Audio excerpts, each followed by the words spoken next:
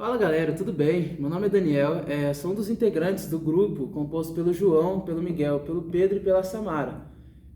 O nosso tema é penitência da matéria História Medieval, ok? Usaremos como fonte o primeiro livro impresso e publicado em língua portuguesa, que é O Sacramental de Clemente Sanches de Versial, de 1489.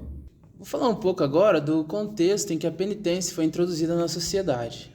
A segunda metade do século XII é marcada por um grande fermento espiritual, resultado de mudanças econômicas e sociais que alterou a concepção dos homens sobre a vida cristã.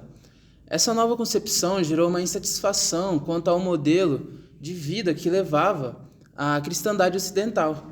Inúmeros grupos religiosos foram se formando e questionando a Igreja, oferecendo perigo à hegemonia dessa instituição.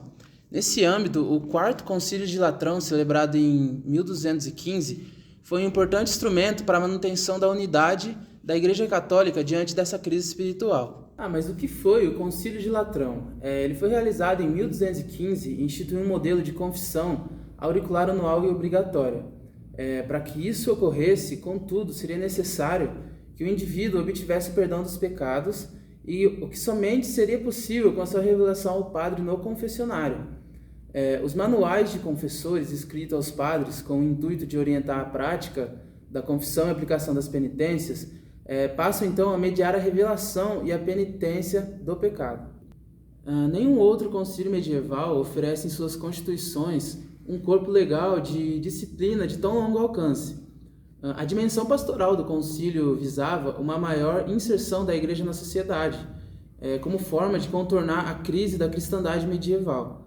O corpus documental produzido pelo Quarto Concílio de Latrão, com todo o seu discurso eclesiástico, que se pretendia um discurso jurídico e normatizador, se constituiu em uma estratégia do Papa Inocêncio III, refletindo assim o mecanismo de poder da Igreja Católica frente à sociedade que exigia mudanças nessa instituição. A crise do século XII foi um sintoma de mudança na sociedade e Igreja.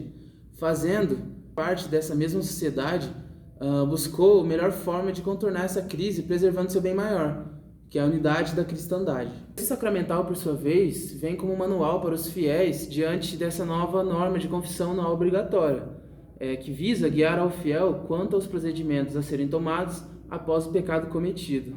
Falando um pouquinho da obra, o que se passa por trás dela é que a mentalidade representada na produção é importantíssima, pois pode justificar o porquê e como a obra foi produzida. Além disso, a partir da mentalidade é possível tornar mais acessível a compreensão das séries de acontecimentos e eventos específicos de um contexto que, apesar de completamente distante, está completamente presente nos tempos atuais. A penitência, como principal objeto tratado no texto, é vista por três principais perspectivas, que é a perspectiva de Santo Ambrósio, Santo Agostinho e São Gregório. Santo Ambrósio diz que a penitência é chorar pelos pecados passados e pelos pecados que, assim chorar, nunca mais cometer. A penitência é dor de coração e amargura da alma pelos pecados que cada um cometeu. Já Santo Agostinho dizia que a penitência é uma vingança de que se dói e arrepende, dando-se pena e tendo dor do mal que tem feito. São Gregório já diz que penitência é chorar pelos pecados cometidos antes e não mais cometê-los depois. Mas qual é a lógica da penitência? Pelos sacramentos, a Igreja estaria presente na vida de um fiel desde os primeiros anos de vida com o batismo até a sua morte com a extrema unção. Os que pecarem após o batismo poderão ser restaurados pelo sacramento da penitência e dessa forma teriam sempre a chance de se reconciliar dentro da ortodoxia e alcançarem a vida eterna. O que é a penitência e quais são elas? A penitência é basicamente o arrependimento, um sentimento de remorso ou culpa pelos pecados cometidos. E os tipos de penitência descritos na obra são a penitência solene, penitência pública e penitência privada ou secreta. Agora eu vou falar das três penitências. Primeiramente, eu vou falar da penitência solene. Essa penitência só deve ser imposta em casos de pecados mortais graves e notórios na cidade ou no local onde ocorreu. Não deve ser dada a um sacerdote em honra da ordem clerical, a menos que ele tenha sido degradado anteriormente, e ninguém além do bispo pode impô-la. E nunca deve ser dada a um homem mais de uma vez.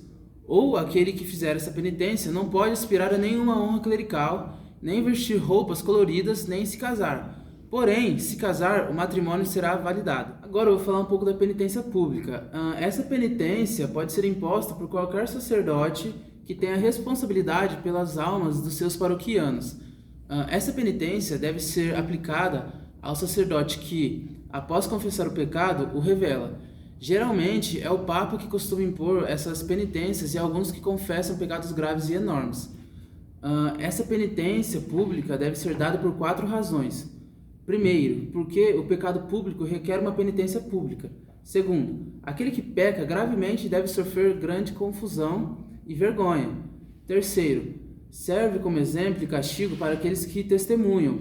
E quarto, por último, para os que tomam conhecimento disso, possam encontrar uma maneira de se arrepender e não desesperar devido a nenhum pecado grave. Por último, a penitência privada ou secreta, que todo cristão deve fazer em segredo para o seu sacerdote. Ela é composta por 3 vertentes, que é a contrição, confissão e satisfação. A contrição é a dor que um homem sente em sua vontade pelos pecados que cometeu, com a intenção de confessá-los e satisfazer por eles. A confissão é a declaração legítima feita do pecado diante do sacerdote. E a satisfação, que é a conclusão. Ele é reconciliado com Deus pela confissão com a igreja e pela satisfação consigo mesmo. Bem, esse foi um pequeno resumo do que foi a penitência no período medieval. Qualquer dúvida que vocês tiverem, pode deixar aqui embaixo que a gente vai responder. Muito obrigado pela atenção e até mais.